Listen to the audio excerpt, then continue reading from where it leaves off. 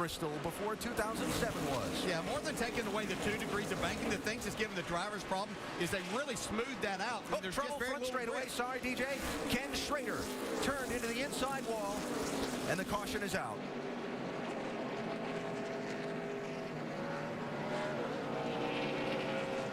First caution of the night. Just 10 laps into the race. And you see how badly bent the front end of that 32 car is. The front wheels weren't even on the ground when it slid down. Yeah, a lot of contact right there. You see out of the corner, and you just can't get the car stopped before you get to the inside wall. 49 car Jason Leffler. You can see how quick it happens, too. There's just nowhere to go. And once you get turned for these straightaways, they're banked as well. They're just going to take you right down to the inside wall. Kenny running. Watch the wall. It'll step out and get you. It's right where that safer barrier ends and the concrete wall starts. 17. That can't be fun. And you see Kurt Busch, when Matt Kenseth slowed, there was a whole bottle up of traffic behind him. Kurt Busch got the worst of that. Yeah, Leffler is rubbing just a little bit, but it's touching the cap of the tire there.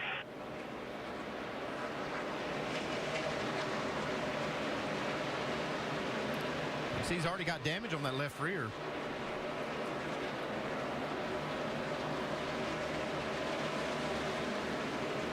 Watch the bumper cars here. Whoa.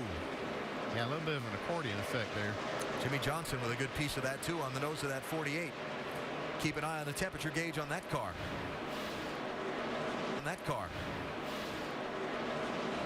Sam Horner's just out of shape and into the wall off of turn 4. Caution. Debris in turn 2. Potentially from the 22 or the 51. Sam was running in 19th spot when this happened. And we've seen a lot of these drivers trying to get up into that white area where there's really no rubber being laid down. Some others have been making it work. Sam, not so much. Yeah, I saw a few cars up there. Looked like Martin Truex was up there a few times. It looked like it was working for some of them, but boy, you're right. It didn't work very good for Sam.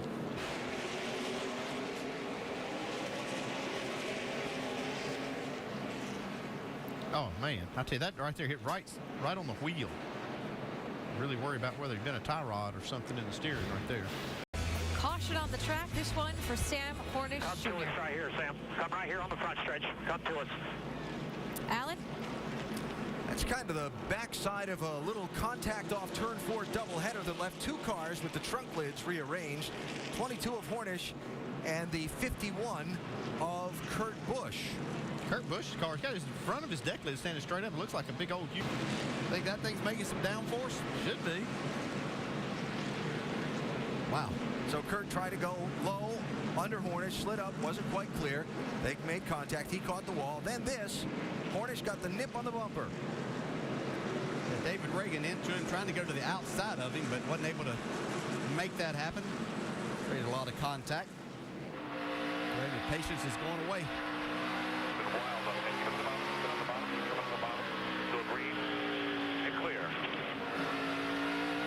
All that racing for 21st position.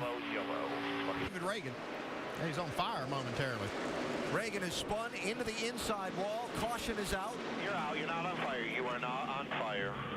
Something went seriously wrong in that 34 car. A couple of laps ago, he had slipped way wide in 3 and 4 and almost caught the wall. Gathered it back up, kept going, but now he spun off the...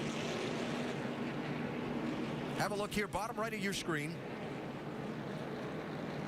He got into streaming, and it looks like he could have busted the oil cooler. That's exactly what happened. Probably busted the oil cooler and put all that hot oil on the headers. Fortunately, nobody else spun in the oil. Happened to cause this damage on the 5. Watch the top of the screen. Oh, yeah, you can see he got in that oil right there. Yep. Man, I didn't realize he hit the wall that hard.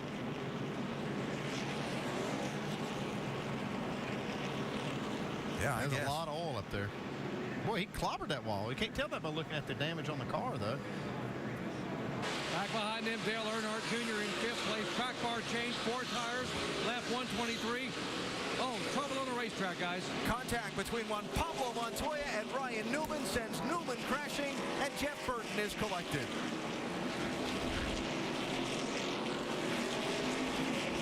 That's too bad for Jeff Burton. He had a good run going. Because this is the danger of that split strategy. Get back. Wow, Montoya really gets into the left rear. No chance for Newman to save that one. I saw that from Montoya last week at Michigan at the high-speed track there, too.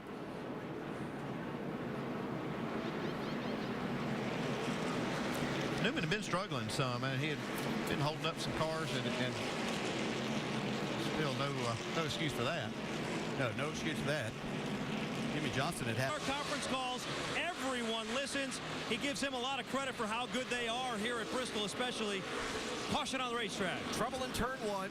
Eric Almirola, who ran up in the top Coming to two you guys, right front earlier damage. in the race, Coming tangled around. up with another car and Not turned coming into this the time. wall. He was racing in 22nd at the time, and it's yellow flag number 6. 34 car he was tangled up 38, with. I believe, 38, maybe? David Gilliland. Yeah, just not quite clear.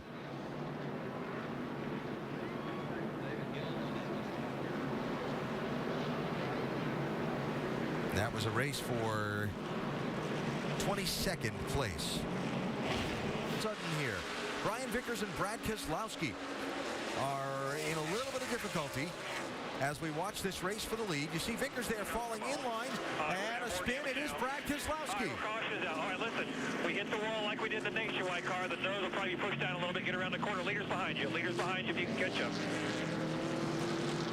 Oh, I'm pretty good. You're done. We hit like Brian Scott did the Nationwide race.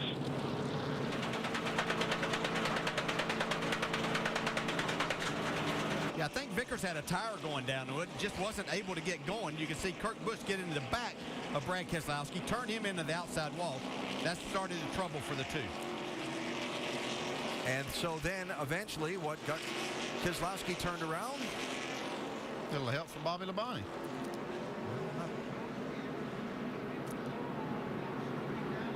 Almost like to get another look at that angle, because I'm not so sure he wasn't starting to go around first when he got the rest of that help. Yeah, he may have. Come on. All right, we're going to have more damage now. All right, we're cautioned out. All right, listen. We hit the wall like we did the Nation. Crashed. Here's a look. We're under the yellow, and we're back to Bristol after this message and a word from our ABC stations. After seeing that car early in this race be so far off, they made some nice adjustments as he battles for the lead now. And there he goes. Smoke is going to be able to hold it. Well, he got to the line that he wanted to, so see how far Kenseth drives it in here. He couldn't get his slide job to work quite as good. It's a lot of contact. Oh, though. no. There they go. Wow. That didn't work out for either one of them. They were just arguing over space coming off 4. I don't know who won that argument. Well, racing for the lead to damaged cars. It's almost too early to be racing that hard for the lead, wasn't it? It's never too early to be racing for the lead. At Bristol? At Bristol. There's bonus points for the win. You're trying to go for more bonus points by getting the win here. That was his slide job down in 1 and 2 to take the spot away from Kenseth. Now Kenseth tries to drive in hard, slides up, little contact. I have to call that racing. I mean, I try to throw the blame there. That's just racing. See, Kenseth does slide up into Stewart a little. Tony comes down, trying to pin him down a little bit. That creates contact that gets Kenseth sideways. Yeah, but I thought Tony had to get down a little bit. We've talked about how just on the exit right there, there's not a lot of room. The groove's fairly narrow. He had to kind of keep off of that clean part of the track to stay in the groove. See right here, if he goes a little bit higher there, Yep. I don't think he had much choice, Tony. No, did. if you have to lay some blame somewhere, it's certainly the contact was created by Kenseth driving in probably a little too hard. Tony not very happy. Whoa. Yeah. Gosh, looks familiar. Well, we know what Tony thinks.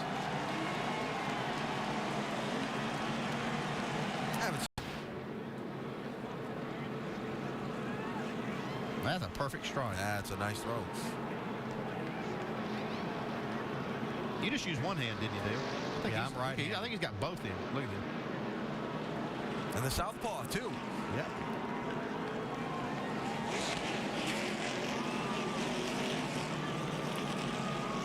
Blaney went up in smoke.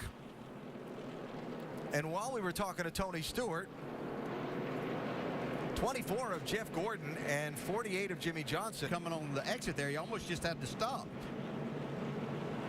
It didn't make much contact, but it does look like something may have been on the track, and maybe that's what was going to, something coming out of that 36 car. It ends up blowing up or something here.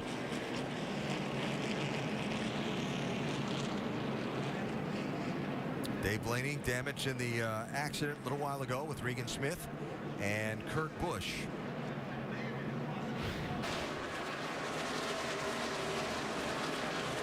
Got just a little too high, got into the wall. That right rear just slightly.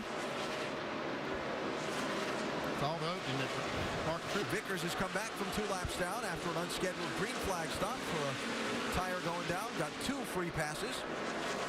Caution, trouble, turn 2. Casey Mears. Left rear flat. 14. Now pit down here. Just come on the pit. And yellow flag number 11 tonight. Yeah, I'm coming to pit road now. Yeah, it looked like that tire maybe had gone down as he started to enter the corner. It looked like Regan Smith maybe couldn't quite get away from him. That bar came out of Regan Smith. There's a good chance of it. There it is. And Greg Biffle contact also.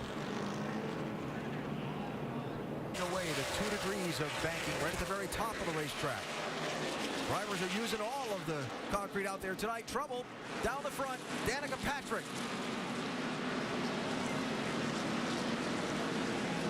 That's unfortunate. Boy, she done a great job for 434 laps here tonight.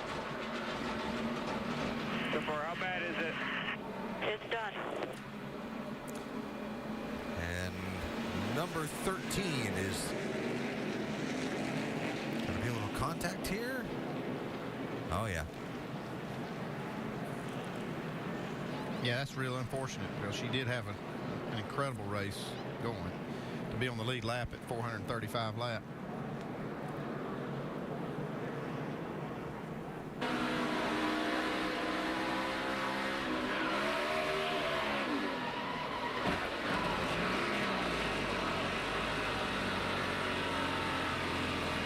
That was a race for position.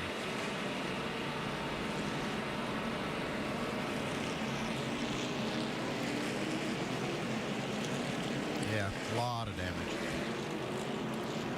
Front stretch wall has been an unfortunate place for Stewart Haas Racing tonight. All 3 cars hitting it. Yeah. Ryan Newman, then Tony Stewart. Now dead hands inside the windshield of this 55. You can see he's just on the back bumper cover there. Look at Vickers work the steering wheel. That's some driving right there. Talked about earlier. Yeah, and it certainly hasn't been easy by any means, but Denny Hamlin has shown he's had one of the best cars, if not the best, all night. One of the few cars and drivers able to make some passes on the inside when they needed to. A huge Bristol win. After a late pass for the lead, checkered flag is up. Denny Hamlin wins the night race at Bristol.